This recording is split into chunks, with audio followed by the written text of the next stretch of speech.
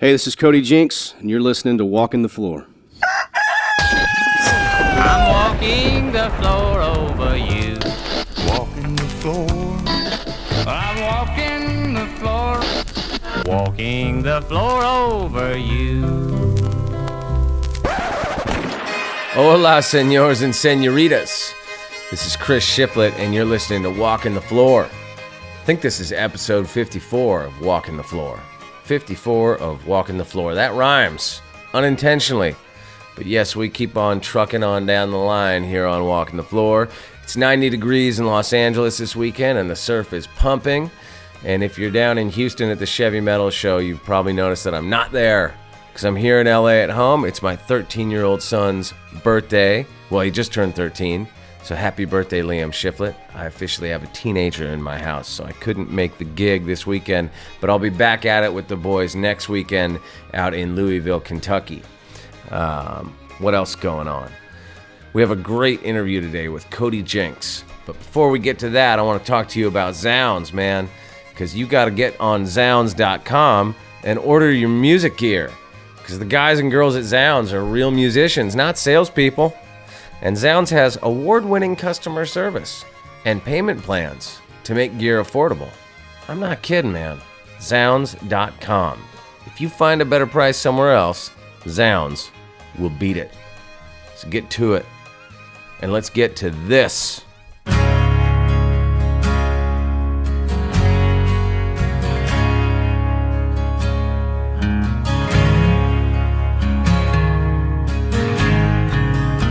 All right, I caught up with Cody Jinks a few months back when he was rolling through town. I think he was on his way to Stagecoach, I want to say, and he was on tour with Whitey Morgan.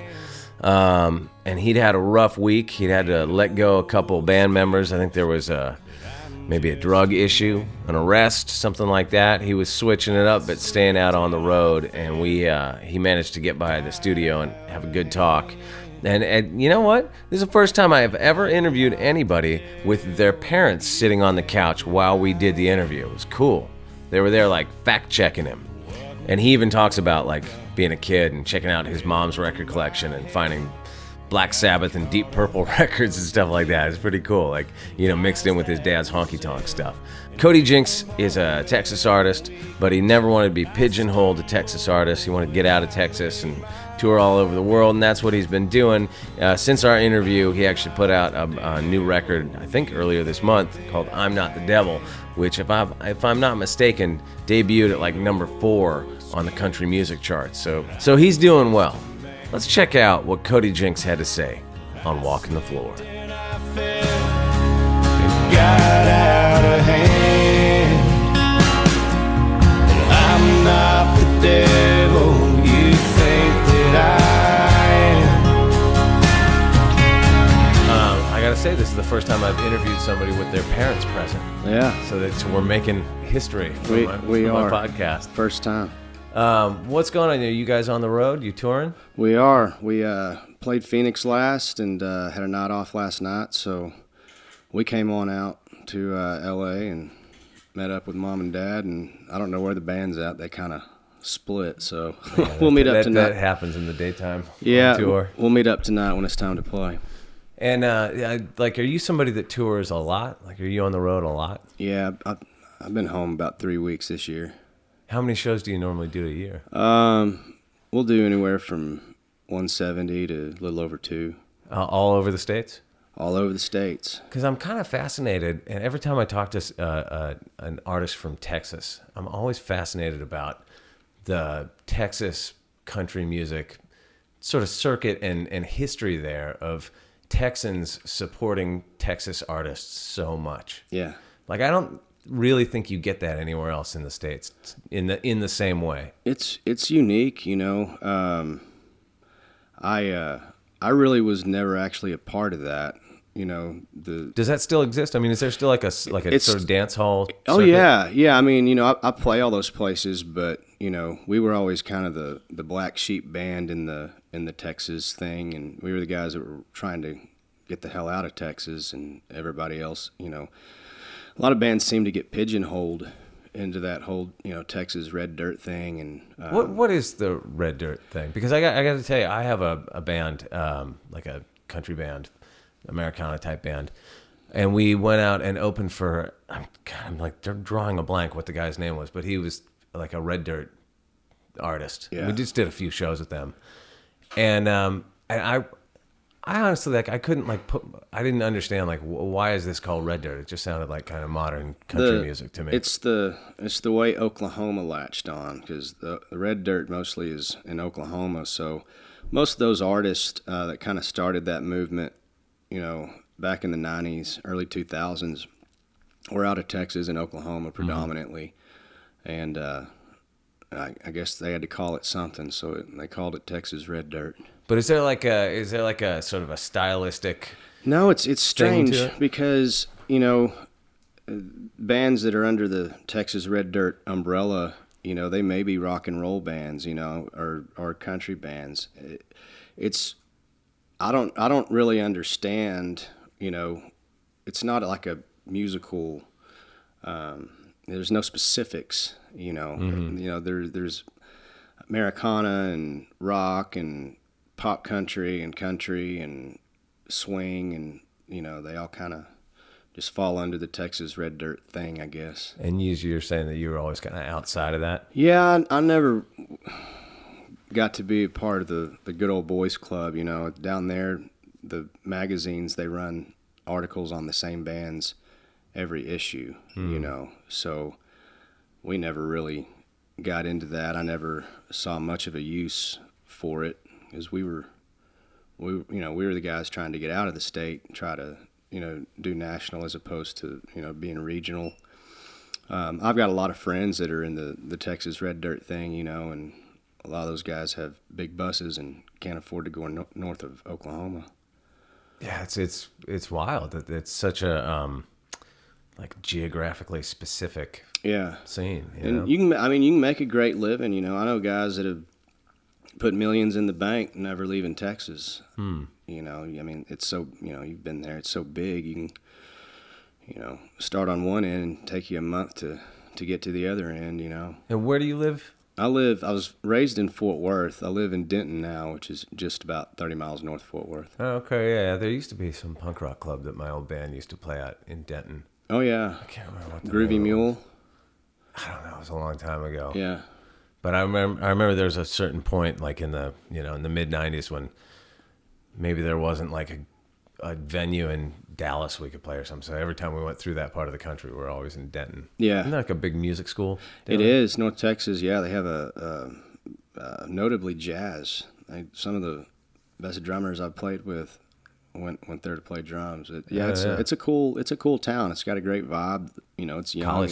College towns are always good. Always good for music. Yeah, too. yeah. There's a lot of music. There's always somebody playing somewhere down there. And with what you do musically, how come? Why not Austin? Isn't there like It's a hard. bigger music scene for that there? Austin was actually one of the harder places for us to break into. Really? Just because 6th Street and all that, where there used to be a whole bunch of really cool music venues. You hear rock, blues, jazz, or country. Most of them are dance and EDM type clubs now. So the clubs that we play in Austin are a little bit more outside of the city limit, and Austin is I don't know what they're trying to be, but it's not weird or cool anymore at all. Those old stickers that say "Keep Austin Weird." Right, man. Y'all lost it before you printed the stickers, man. That's funny. We play Austin when we have to. And so you said you grew up in Fort Worth? I did. When did you? I'm curious. Like, what are your earliest musical memories? What kind of drew you into being a music fan? My dad played guitar. Who happens to be sitting right here. Happens to be right there. Yes. Dad plays guitar and sings, and he did a little bit of the honky tonks in the 70s and early 80s. Oh, really? And so he was always playing at home. Mom can sing really well. We grew up Church of Christ, so there was no instrumentation, no music in the church. Everything was a cappella. So that served well doing harmonies and whatnot. You know, you have learning to listen and adjust where you're going. Our bass player, he's been with me 9 years. He grew up Church of Christ too, so he had the same kind of, you know, upbringing with the, you know, with the harmonies and all that kind of stuff. So was that your sort of entryway, not only into music that you listened to, but like your first, I guess if there was no instrumentation, you weren't playing an instrument, but your first time singing? Yeah, you know, I used to sing, and when I figured out I was writing songs, I really didn't know what I was doing. You know, nobody does, I guess, when you first start. But you know, it's funny because I ask almost every person I interview about their songwriting process. Yeah. And like to a man, nobody ever really has a concise answer on that, you know? Yeah, you know, the only reason I started playing guitar was because I started writing these songs, and I'd be singing them, and, you know, in my room or whatever when I was a kid, and I was like, this sounds weird, man, just sitting here singing in my bedroom. I need to learn how to play the guitar, so learn how to play the guitar. And how old were you at that point? I was 16 when I got my first one. And so were you growing up listening to country music? Because I read somewhere that you had like a metal band at one point. Yeah, I you know, when Dad was home, it was pretty much all country.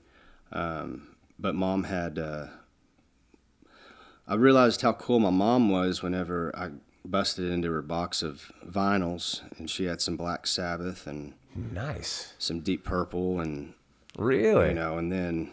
God, your mom was way hipper than my mom. My mom was listening to like Anne Murray.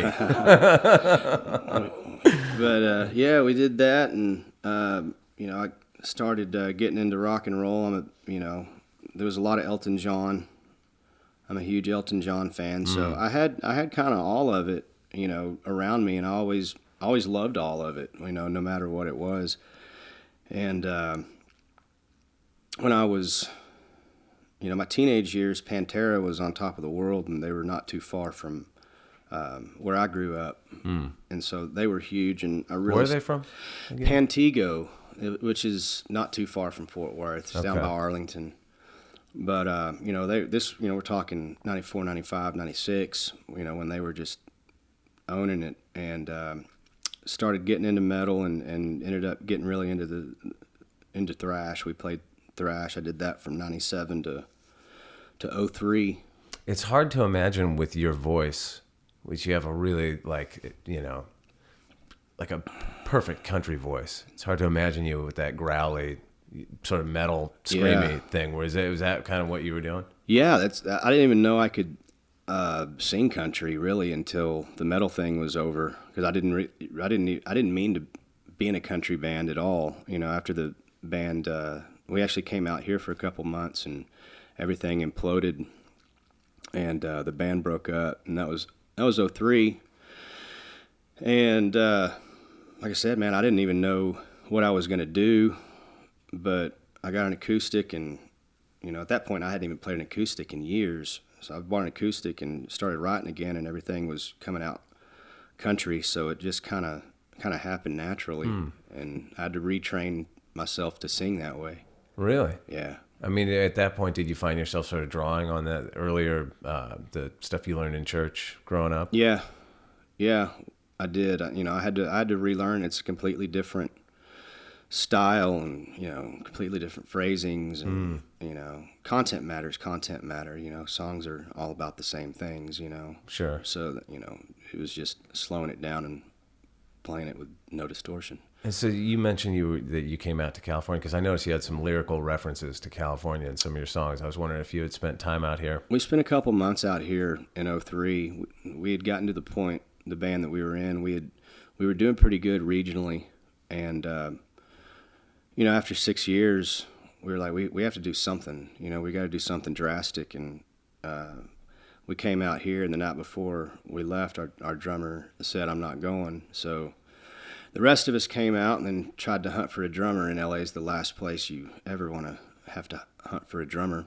So drummers are the hardest people to deal with in rock and roll, man. Yeah. Because a good drummer writes his own ticket, you know? They make what they want to make, you know. So, like, in that band, were you playing guitar and singing? Yeah. At that point? Yeah. Okay. And was it your band? Were you the Bandler? Was it more of a democracy? It was more of a democracy. I did all the lyrics, and our guitar player and myself did all the music. But we ended up having too many chiefs and not enough Indians, and Were you like, my next band, I'm going to be the only chief? Yes. I vowed never to be in a band again. Right. Yeah. Right. Yeah, it makes it the decision-making process is a lot more streamlined that way, that's for sure. Yeah, I didn't figure I was that hard to work with. I thought it was the other guy, and it turned out to be always the the other other guy. Yeah, but he's not playing anymore, and I still am. So then, okay, so that band implodes, and then how did you, how did you start doing what you're doing now? And I was heartbroken about that, and when you're young, it's like, man, this is the band I'm going to be in forever, type deal. And Sure. when I got home, I didn't have anything but, I drove home, and in my truck, all I had was my clothes and my guitar and my amplifier. And, I was bummed for a while, and I really didn't know what to do. So I found an apartment and went and got an acoustic, and just sat on the couch and started writing these songs, or started writing, some songs. They turned out to be country songs, so I figured, what the hell, I grew up listening to country, and I still loved it. I've always loved it, and put a band together, got a residency, got an every Friday night thing at a bar in Fort Worth. And, I love residencies. It's Yeah. the funnest way to have a gig, man. and it helped us. None of the guys that were playing with me then are with me now, but it helped me to learn, the country thing. And Do you have a core group of guys that record and tour and play with you now? Or is it sort of, do you mix it up? I've kind of had a hell of a week, actually. Yeah, man, I've lost half my band in the last week. Had to. Oh, really? Yeah, man, just different reasons. Had to let a couple of them go. But my right hand man's my bass player, Josh, and he's been with me for 9 years. And but when I record, I record with my band. Right. What happened with your guys that you parted ways with this week? Well, And on top of that, how are you keeping the tour going? Did you fly some new guys in? it's in the process, yeah. Our drummer, I had to let him go after 2 years. Man, we just kind of lost the vibe. He wasn't the same guy he was a couple years ago, and for whatever reason, I don't know. And then a few days ago, I had to get my steel player out of jail. He got messed up on a bunch of meth, so we had to get his parents to fly out, pick him up in Phoenix. Yeah, steel players aren't easy to come by. No, but fortunately, we've got Brett. He's filling in. He's been gracious enough to fill in until we get somebody imported. So we're running right now with a drummer that I've known for 4 days and 4 shows, and Brett. But we're doing it. Right on. Yeah, keeping it going. You got to keep it rolling. That's man. tough, man. Sometimes tours are they can fall apart just like that. You know.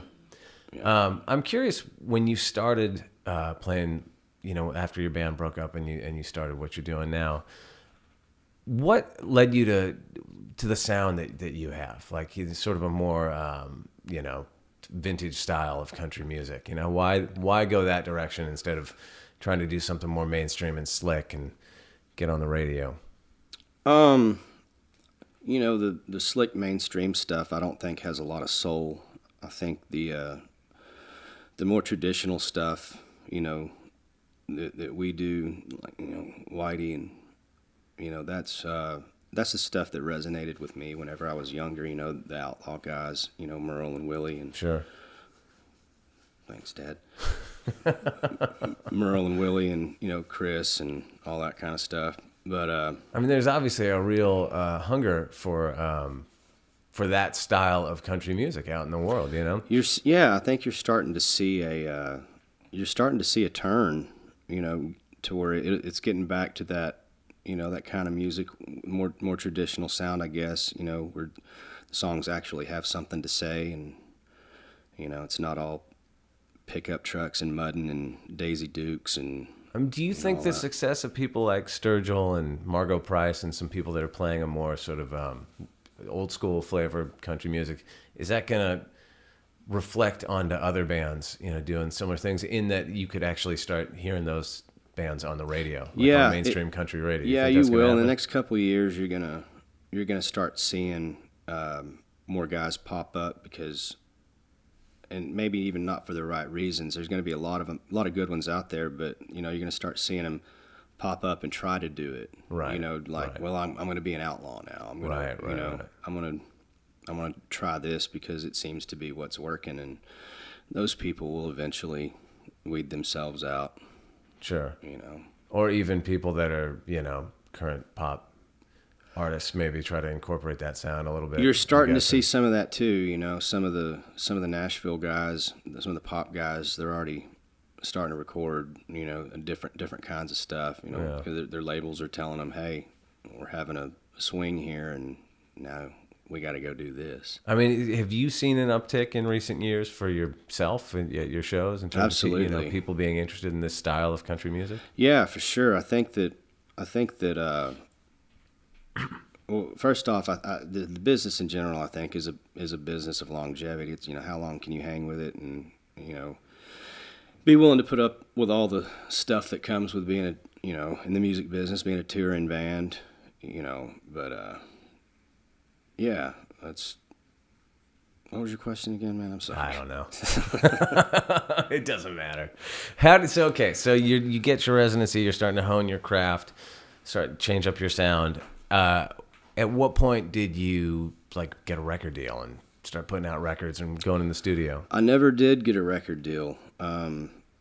We just started making records on shoestring budget. Did you put them out yourself? Yeah, we put it out ourselves, and we put all of our tours together for the first 7 or 8 years. Everything was DIY. We handled.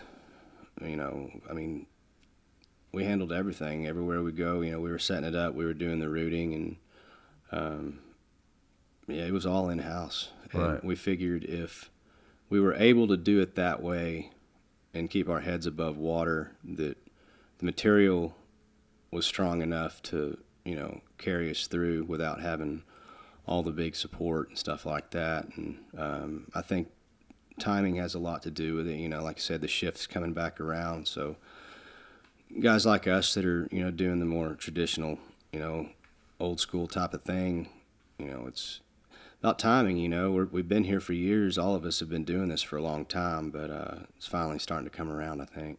I mean, you're on your way out to Stagecoach this weekend, right? Yes, sir. The Stagecoach Festival. Have you ever played a big? Have you played Stagecoach before? I've not played Stagecoach before. I've done a lot of festivals, but I don't think I've done one this big. Right. I'm curious as to what your experience is like at those kind of festivals where you're side by side with all every kind of country band out there. Yeah. Well, I mean, the day that we play. Whitey's playing that day. There's a few I'm really excited about. Billy Joe Shaver's going to be there. I played with him. He's awesome. Emmylou Harris is there. I'm trying to actually nail down an interview with Billy Joe Shaver. Yeah, he's the coolest. He's such a cool dude. Marty Stewart's going to be there that day, which I'm pretty stoked. I've seen him, but I'll be trying to keep my my fanboy down to a minimum around those people. Yeah, it's tough. It's tough. If I'm able to get a picture or get something signed, I will. I'm not gonna bother anybody, but come on, man. Have you had much interaction with some of the people that are your influences? Yeah, a little bit. Does a guy like Billy Joe Shaver when he hears you, is he like, you're doing it right, son? He actually told me that. We were playing with him down in Lukenbach, and I walked off stage. There's this little green room area off stage, and he's standing back there. And it's just me and him, and I'm putting my guitar in my case, and I didn't want to bother him. I wasn't even looking at him, and he just goes, "Hey, boy." I said, "Yes, sir." He goes, "I was listening. I like them songs." And I said, "Thank you, Mr. Shaver." And then I was trying to think of something else not dumb to say, and the first thing I could think of was, "Will you sign my guitar?" So that works. Did he sign it? He did.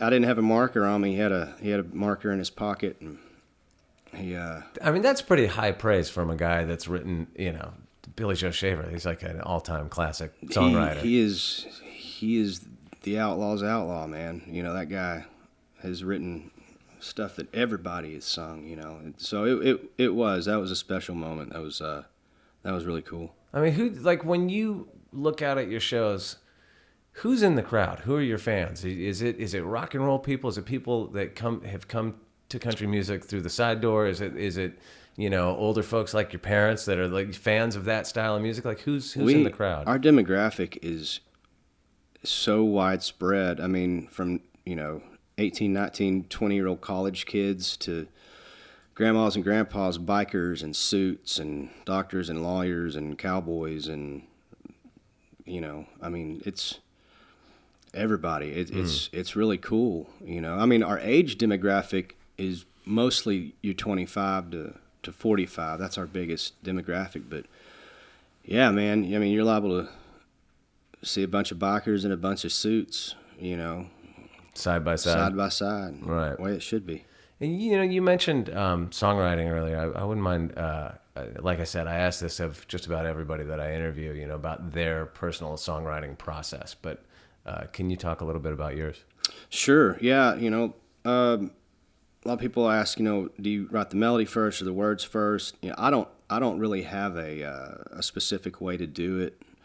I'll get a melody and maybe be able to write on top of it or have some words and then try to figure out a melody. Are you a disciplined songwriter? Like, do you do it? No. Okay. No. And I really... Is anybody? I mean, Jesus. Yeah.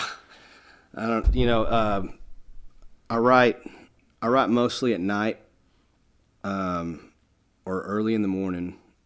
Those are the two times that I like to write. And I don't write as much as I used to in terms of, I used to write 10, and write 9 bad ones to get one good one. And I stopped doing that. I changed my method. Now I conscientiously don't let myself write if I have an idea. Because if I have the idea and it sticks, then it's going to stay up there. And the best way I can explain it is, like, if I have a line, it just goes in circles in my head, picking up words, and it puts itself together, and then I'm after that I can't take it anymore, because it's there, and I gotta write it down. Like if it's still kicking around after a few days, you're like, I gotta work this into something. Mm-hmm. And what about recording? And do you hate it? Yeah. Really? I mean, do you guys, when you record, do you guys all get in a room together and record kind of live, or what's your approach to that? Yeah, we track live. We try to get the drums and the bass down, and then we'll dub over everything else. But I typically... How come you hate it? It's stressful, and it's too much. I mean, how you get studio head, Yeah. And it's just everything just turns to mush. I'll start sound the same, Yeah. and I remove if I'm not tracking, I'm usually not sitting in the studio. That's interesting, really. So you're not there, kind of like overseeing what everybody's doing. No, our bass player Josh, he's been with me long enough, and he's produced this record and he produced our last one. He knows what I want before I know what I want. Right. So he's really, really good at making the calls and they'll come grab me like, hey man, check this out, and I'll yay or nay it, or right, whatever. Right. But yeah, I've got a good team around me, and I show them the songs, and it's their job to make it sound cool. Right, flesh it out a little bit. Yeah. Well, that's nice to hear that you give them the freedom to, explore the song a little bit on their own. Yeah, and I don't show them the songs until we get in the studio. When we go to the studio, they don't have any idea what we're going to do. Yeah. Is that intentional to keep it fresh? It is, because I've found, once we get, the basic structure down, my phrasing and stuff usually done, but once we get the structure down, I've found that usually the first or second thing they play is the right thing. Right. And, I don't want to give them too much time to overthink it. Sure. So it's worked for us on the last couple records. Oh, that's interesting. Yeah. I mean, it sounds like a band Yeah. when on your recordings. Yeah. Well, speaking of your songs, would you want to play one? Sure, man. Awesome. I see. I didn't bring a guitar. I've got an acoustic in the next room, and I just want to say thank you for coming down. I'm sure you got a gig tonight. You're busy. You're here with your folks. You guys probably want to go sightsee or whatever. No but worries, man. Much appreciate you coming Sure, down today. I appreciate your time. Thank you very much. No problem. Fire away. Fire away whenever you're ready, my man.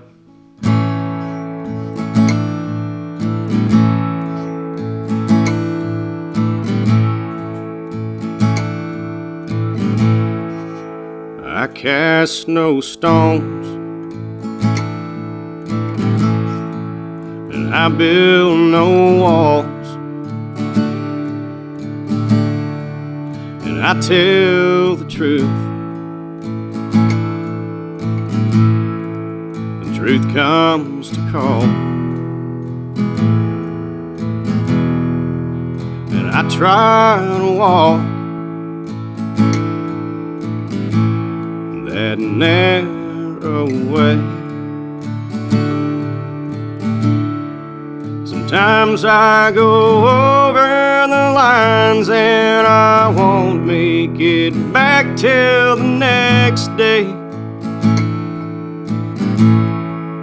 But I cast no stones. What gives you the right tell me my business?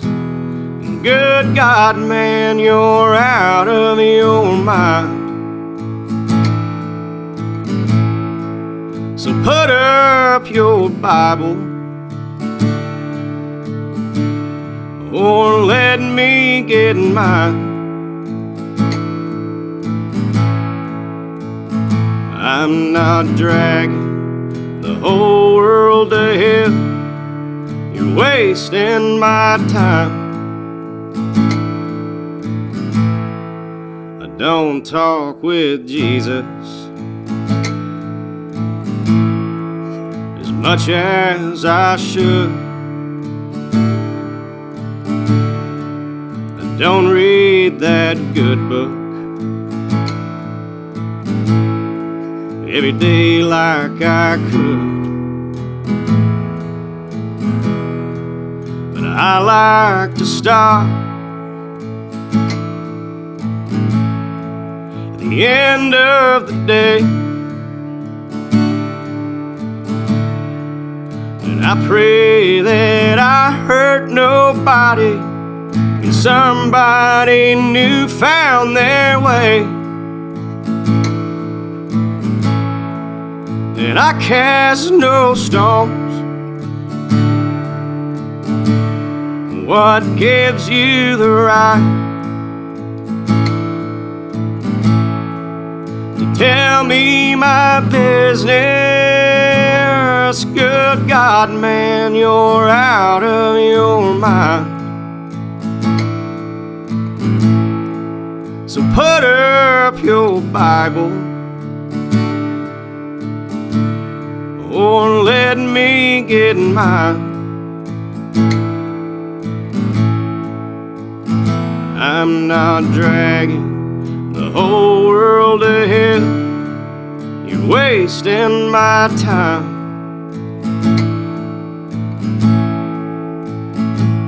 Say a prayer for me, brother, and I'll see you on down the line.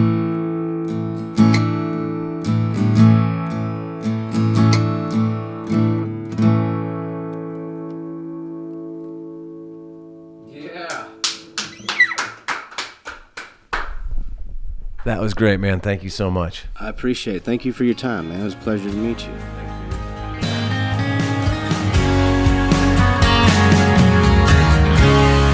All right, yeah, that was Cody Jinks doing his Walking the Floor acoustic stripped-down version of his tune Cast No Stones, which is not off his latest album, but the one before, I think. You can find him at CodyJinks.com or at Cody Jinks Music on the Twitter. And make sure you pick up his new record, I'm Not the Devil. Debuted at number 4 on the country charts, man. I think he's out on the road again with Whitey Morgan as we speak. Or maybe he just was, or maybe he's about to be. I don't know. But if you like what you heard today, make sure you go to the iTunes store and subscribe to Walking the Floor. And while you're at it, you can listen to all the old episodes and you can leave us a review. That's it for this week. We'll be back next week. I'm not sure which episode it's going to be. It might be my Dave Cobb interview. It might be Michaela Ann. We'll see. We'll see what I'm in the mood for. We'll see you back here next Monday. Thank you so much for listening. This has been Walking the Floor with Chris Shiflett. Adios, amigos! Can't